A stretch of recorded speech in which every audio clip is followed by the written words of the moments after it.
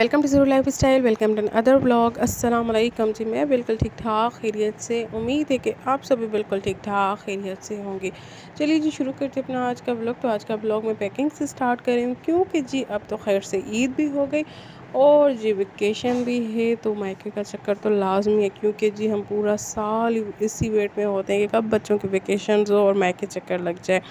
तो बस जी उसी चक्रों में मेरी भी पैकिंग स्टार्ट हो गई थी और आज था ईद का सेकंड डे। और ये वाली ड्रेस मैंने आपको पहले ही बता दी थी कि मैं ईद वाले दिन ही रिवील करूँगी। ये मेरी बेस्ट फ्रेंड ने इनको बनवा के भेजी थी, दोनों की सेम ही थी, सेम कलर था, सेम डिज़ाइन थी, हर चीज़ माशाल्लाह। डिटेलिंग भी बहुत ही ज़्यादा खूबसूरत थी इसकी, पूरा हैंडमेड था और ये नीचे से भी इसकी डिटेलिंग थी माशाल्लाह माशाल्लाह, बहुत ही प्यारे लग रहे थे, कलर भी बहुत ज़्यादा डिसेंट था। तो आज भी मैं इन दोनों को रेडी करने लगी थी, सोचा कि आपके साथ भी कंप्लीट ड्रेस डिटेल शेयर करूं और आप सब भी मुझे कमेंट सेक्शन में लाजमी बताइएगा कि आपको कैसी लगी ये ड्रेसेस। मुझे तो माशाल्लाह बहुत ही अच्छी लगी और मुझसे ज़्यादा दोनों बच्चों को ये ड्रेसेस अच्छी लगी थी। और कहते भी यही है कि अगर कोई गिफ्ट किसी को दिया जाए तो देने वाले को अच्छा लगे तो वो गिफ्ट की वसूली हो जाती है। तो यहाँ पर भी यही था, इन दोनों को माशाल्लाह माशाल्लाह बहुत ही ड्रेसेस अच्छी लगी थी। और ये इनके ट्राउज़र्स थे, छोटे छोटे से थे और दोनों पे ये सारी डिटेलिंग थी, तो बहुत ही ज़्यादा क्यूट लग रहे थे। फर्स्ट टाइम ये वेयर करेंगी ऐसे हैंडमेड ड्रेसेस, वैसे तो रेडीमेड ही पहनती रहती हैं। तो ये दोनों भी एक्साइटेड थी और मैं भी एक्साइटेड थी, तो मैंने कंप्लीट इनकी मैचिंग शैचिंग की हुई थी। कोल्हापुरी चप्पल्स मैंने इनकी ली हुई थी, माशाल्लाह बहुत ही ज़्यादा क्यूट थी। और ये मेरे पास माथा पट्टी पड़ी हुई थी ऑलरेडी और ये बिल्कुल ही इन पे मैच हो रही थी, तो मैंने कहा चलो ये भी पहना देती हूँ साथ में। और जी यहाँ पर नेल पेंट गर्ल्स का फेवरेट पार्ट होता है रेडी होने में, क्योंकि जी ज़्यादा मेकअप तो मैं इनको करती नहीं क्योंकि बिल्कुल ये अभी छोटी हैं। तो बस जी मैं इनको नेल पेंट लगा देती हूँ और ये खुश हो जाती हैं कि हाँ भाई हमने भी कुछ ना कुछ मेकअप कर लिया है। तो बच्चों की खुशी के लिए ऐसी छोटी मोटी चीज़ें लाजमी करनी होती हैं ताकि बच्चे भी खुश हो जाए और हम भी खुश हो जाए। हमेशा बीच का ही रास्ता निकालना चाहिए, अगर बिल्कुल ही मना कर देंगे तो बच्चों का भी दिल ख़राब हो जाएगा, हमारी कोई बात नहीं मानते। तो बस इस वजह से कभी कभार इनकी भी बात सुन ली जाए। और ऊपर से वेकेशंस भी थी तो मैंने कहा चलो लगा दो। और जी यहाँ पर दोनों हो गई थी रेडी और यहाँ पर ये वीडियोस वगैरह बना रही थी, माशाल्लाह माशाल्लाह बहुत ही ज़्यादा क्यूट लग रही थी। माँ को तो वैसे भी बच्चे प्यारे ही लगते हैं हर हाल में, हर कपड़ों में, पर माशाल्लाह जिस जिसने वीडियोस देखी थी, जिस जिसने फ़ोटोज़ देखी थी, तो उनने बहुत ही ज़्यादा अप्रिशिएट किया था कि माशाल्लाह माशाल्लाह बहुत ही ज़्यादा प्यारी लग रही हैं। और जी ये दोनों साथ साथ भी होती हैं तो और ज़्यादा लोगों को अट्रैक्ट करती हैं। अल्लाह पाक इनको सेहत वाली लंबी ज़िंदगी दे, आमीन सुम्मा आमीन, और हमेशा ये ऐसे हंसता मुस्कुराता रखे। तो उसके बाद जी मैं आ गई थी किचन में क्योंकि जी ईद का था सेकंड डे और भाईजान भी आ रहा था। तो यहाँ पर मदर इन लॉ ने बनाए हुए थे पाए, जी चाइनीज़ राइस के लिए वेजिटेबल्स फ्राई हो रही थी। और जी ये बीफ मैंने आपको पहले ही दिखा दिया था कि मैरिनेट करके रख दिया है, आज मैं वो भी फ्राई करने लगी थी। तो यहाँ पर जी लंच हो गया था रेडी, बीफ भी माशाल्लाह बहुत ही अच्छा बना था।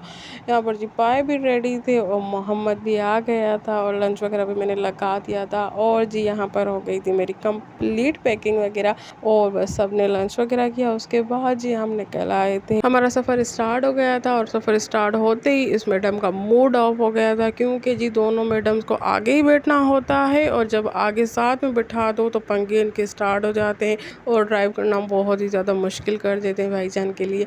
तो बस एक को मैंने पीछे बिठा दिया था, एक को आगे बिठा दिया था। अगर साथ बैठ जाती हैं तो इतने कोई इनके क्वेश्चंस होते हैं कि ये क्या है, वो क्या है, ये क्या हो रहा है, वो क्या हो रहा है, बहुत ही ज़्यादा क्वेश्चन करती है तो सारा माइंड डाइवर्ट हो जाता है। तो बस मैंने इसका माइंड डाइवर्ट किया और इसे बोला कि आप बैठ के यहाँ पर चीज़ें भी सीखें। थोड़ी देर के बाद मैं छोटी मैडम को पीछे बुला दूँ कि आप आगे चले जाना। तो ये बड़ी है माशाल्लाह से तो थोड़ा बहुत सुन लेती है, बाकी छोटी वाली मैडम तो बिल्कुल किसी की भी नहीं सुनती।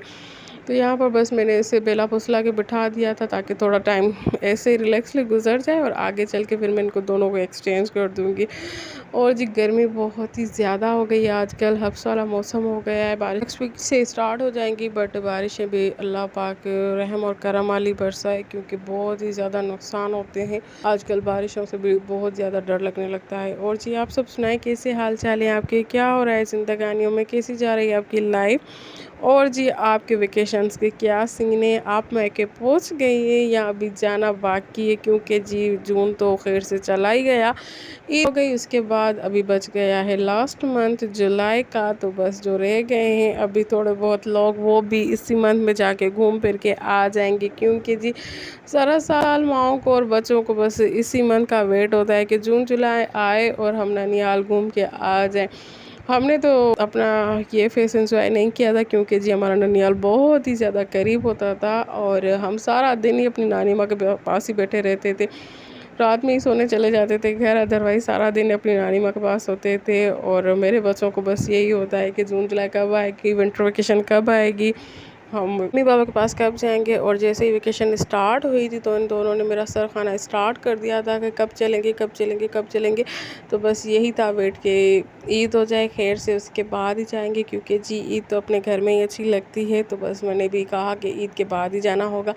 तो अभी तक मैं इनको पिलाती आई थी कि ईद हो जाए ईद हो जाए। अब फाइनली ईद भी हो गई, तो बस इनको कंट्रोल करना बहुत ही ज़्यादा मुश्किल हो गया था। और आज फाइनली हमारा प्रोग्राम भी हो गया था। तो बस मैंने तो पैकिंग वगैरह ऑलरेडी कर ली थी और आज हम फाइनली ईद के तीसरे दिन जा रहे हैं। तो यहाँ पर जी हमारा सफ़र चल रहा था, बच्चों की बातें भी चल रही थी। और जैसे जैसे शाम होती जा रही थी तो हवा चलना स्टार्ट हो गई थी। दिन में बहुत ही ज़्यादा गर्मी थी। और जी आप सब सुनाएं, आपकी ईद कैसे गुजरी, आपने क्या बनाया, क्या खाया, कहाँ घूमने गए थे, कौन आपके पास आया था, और इसी ईद पे आपने कितना गोश्त इंजॉय किया। क्योंकि जी आजकल गर्मियों में ईद आ रही है, बकरा ईद, तो बहुत ही ज़्यादा गर्मी पड़ जाती है। ईद के दिनों में तो गोश्त खाया ही नहीं जाता, अगर खा भी लिया जाए तो डाइजेस्ट करना बहुत ही ज़्यादा मुश्किल हो जाता है। गर्मी के मौसम वैसे भी खाना पीना इतना अच्छा नहीं लगता, तो बस थोड़ा थोड़ा ही हर कोई खाता है आजकल, इतना ज़्यादा खाया ही नहीं जाता। ये मैडम भी मेरे पास सो ही गई थी, क्योंकि जी सुबह से जल्दी उठ गई थी एक्साइटमेंट में, और सारा दिन ही बातें कर कर के अभी जब हम पहुंचने वाले थे तो बस इन दोनों की एनर्जी बिल्कुल ही ख़त्म होने वाली थी। तो एक तो छोटी मैडम सो गई थी और बड़ी को भी नींद आने ही लगी थी, बट वो फिर भी एक्साइटमेंट में सो नहीं रही थी। और जी बस फाइनली हम घर पहुंच गए थे। यहाँ पर जी मैं सामान वगैरह अनपैक कर रही थी, क्योंकि बच्चों के सारे कपड़े हैंग होते हैं। तो बस मैं ऐसे ही स्प्रेड इनमें डाल देती हूँ और आते ही जल्दी से निकाल देती हूँ, जैसे इनकी प्रेस वगैरह ख़राब ना हो। और आते ही इनकी नज़र इन टॉयज़ पे पड़ गई थी। अम्मी मार्ट वगैरह पे जाती है सिस्टर, तो वहीं से इनके लिए छोटे मोटे टॉयज़ ला के रख देती है, जिससे कि ये आते ही बोर वगैरह ना हो जाएं, खेलें इनके साथ। तो इन मैडम्स को ये पसंद है कि सारा इनके पास मेकअप का सामान हो, बस इनका इंटरेस्ट देख के बस वही सामान लेके आके रख दिया था, ताकि ये आते ही खेलना स्टार्ट हो जाए और बोर बिल्कुल भी ना हो। और यहाँ पर जी स्टार्ट हो गया था नेक्स्ट डे शाम से ब्लॉग, क्योंकि रात में मैंने कोई भी ब्लॉग नहीं बनाया था, बहुत ज़्यादा थक गई थी, ऊपर से बातें इतनी थी, तो बस बातें बातें की और सो गई। नेक्स्ट डे सारा दिन कुछ भी नहीं बनाया था। शाम में बच्चे पापड़ खा रहे थे, तो बस मैं यहाँ पर थोड़ा बहुत ब्लॉग बना रही थी, और बच्चे बहुत ज़्यादा शौक से खाते हैं, इनके साथ हम भी स्टार्ट हो जाते हैं। हमें बचपन से ही ये पापड़ बहुत ज़्यादा अच्छे लगते हैं। और मेरा आज का व्लॉग भी बस यहीं तक था, होप कि आपको पसंद आया होगा।